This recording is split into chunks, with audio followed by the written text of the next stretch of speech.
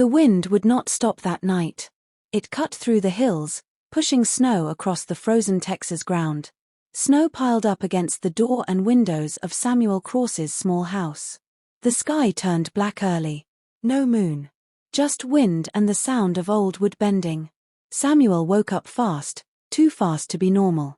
The kind of waking that makes a man reach for his gun before he even opens his eyes. His bad knee hurt like it always did when cold came. He sat up slow on his bed, blinking once. The room was dark but not black. That was wrong. He had let the fire die hours ago. The coals should be cold now. But warm light danced on the wooden walls. He looked over. Someone sat by the fireplace. Not a ghost, not an animal. A person. A woman. Samuel's hand moved toward the rifle by his bed. He did not grab it yet, just touched it and watched. She had not seen him yet. She sat low on the floor, legs folded, wrapped in one of his thick blankets. She held her hands out to the fire like she was not sure it would warm her. Her hair was wet and dark, stuck to her shoulders. Her skin shined from sweat or melted snow.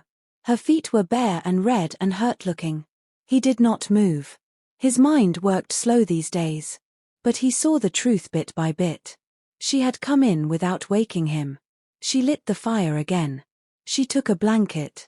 His bread was gone too. Crumbs stuck to her mouth. She looked young, maybe 20-something. Her face was thin but not weak. Her arms looked strong under the dirt and tired look. She wore a leather dress like the Indian women wore. The top hung loose, torn from the cold and walking.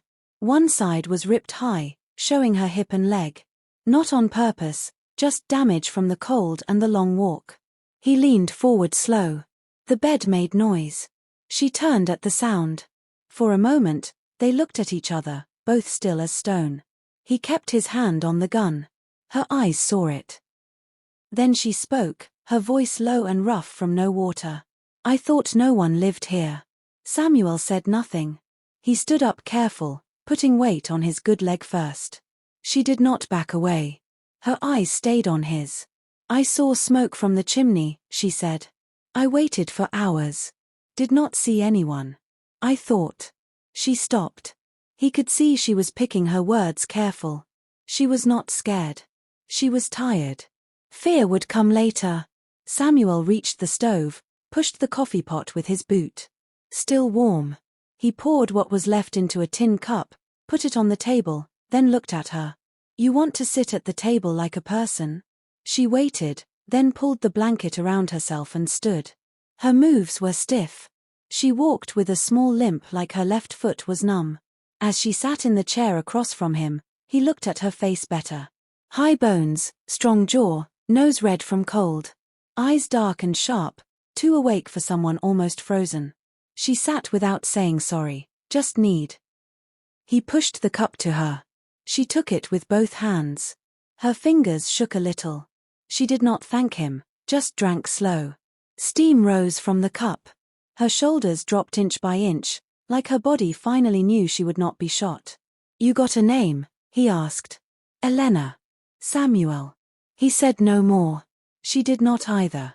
He looked at the door. Snow had been tracked in, melted in spots by the fire. Her path was clear. She must have watched from the trees for hours, waiting to be sure no one was home before breaking in. "Where did you come from?" he asked. "North." "Walked." "My people ran after the raids. Some went to Indian land. Some did not make it. I stayed with a man for a time. Then he did not want me anymore.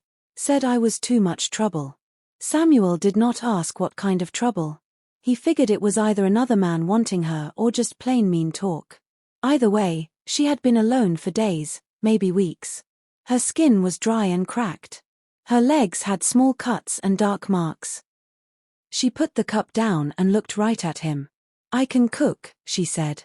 "I can fix clothes, cut wood. I can warm your bed if you want.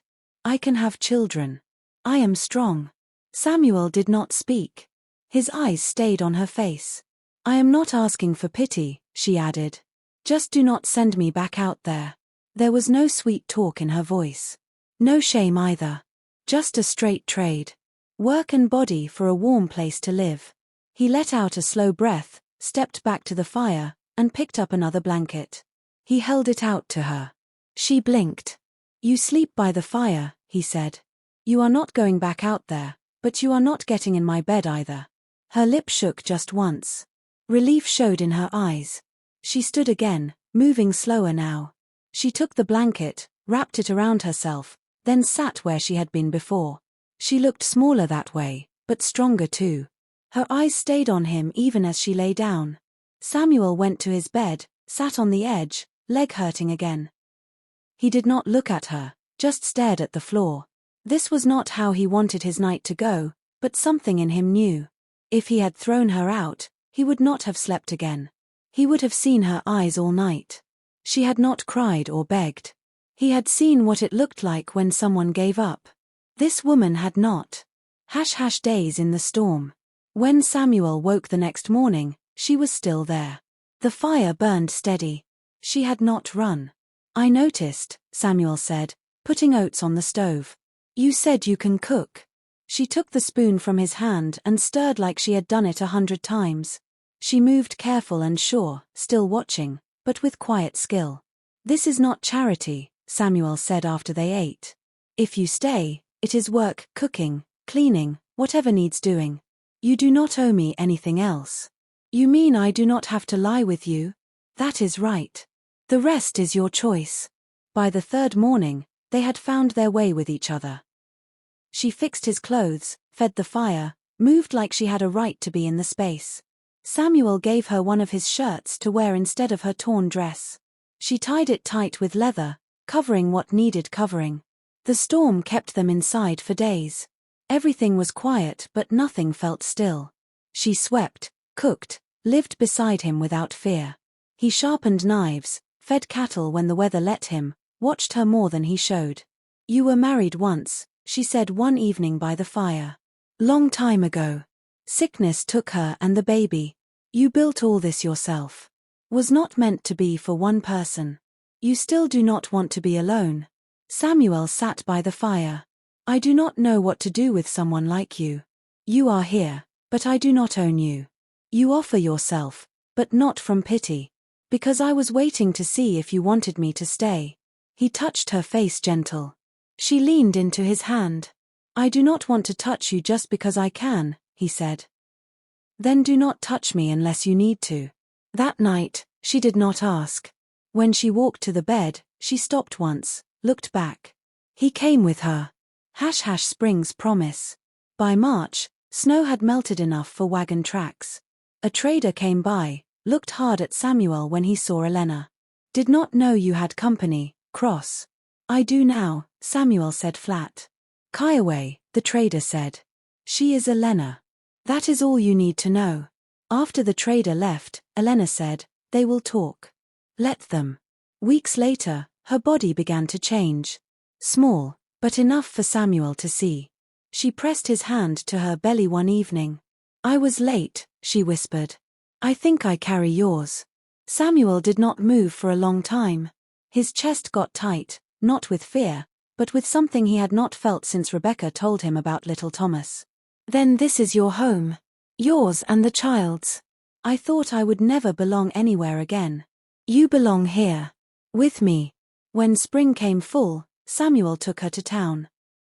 Heads turned, men talked low, but Samuel walked with Elena beside him, his hand strong at her back.